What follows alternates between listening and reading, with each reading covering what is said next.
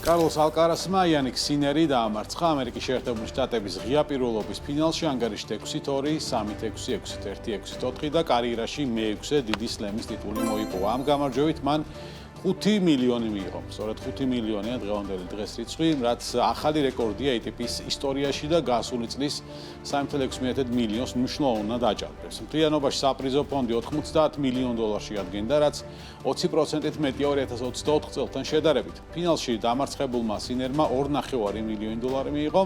ქალთა ფინალში კი მარინა საბალენკამ ამერიკელი ამანდა ანისიმოვა 6-3, 7-6 დაამარცხა და ტიტული დაიცვა. მანაც 5 მილიონი დოლარი მიიღო. რის შედეგადაც 2025 წელს მისმა საერთო შემოსავალმა 12 მილიონ 100,000 დოლარს მიაღწია და მხოლოდ სერენა უილიამსის 2013 წლის რეკორდ ჩამორჩება. კარიერის განმავლობაში საბალენკას უკვე 42 მილიონ 300,000 დოლარი აქვს მოპოვებული, რაც მას ისტორიაში მეოთხე ადგილს აძლევს სერენა უილიამსის, ვენუს უილიამსისა და იგა შვიტონეკის შემდეგ.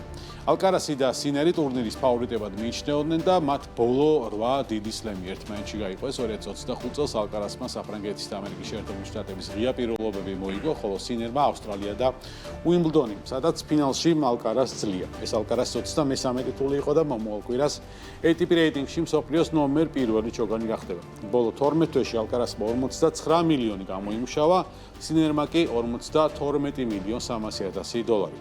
ალკარასი განსაკუთრებული პოპულარობით სარგებლობს სპონსორებთან, რადგან მისი სარეკლამო შემოსავლების 3-ჯერ აღემატება საპრიზო თანხებს. Nike-თან კონტრაქტით ის წელიწადში 10 მილიონ დოლარზე მეტ იღებს, მისი პარტნიორები არიან LVMH, Rolex, BMW, ბაბულატი, კელვინ კლეინი და სხვა ბრენდები, მათ შორის ევიანი და ახალი კონტრაქტი იოგურტთან ბრენდთან ოიკოსთან გაფორმდა. სინერი 24 წლისა, ალკარასი კი მხოლოდ 22-ის და ისინი უკვე დიდი სამეულის მემკვიდრეებად მიიჩნევიან. ჯოკოვიჩმა, ფედერერმა და ნადალმა 2003-2023 წლებში 81 დიდი სლემიდან 66 მოიგეს, ახლა კი ახალი ეპოქის დომინაცია სწორედ ალკარასისა და სინერის ხელში.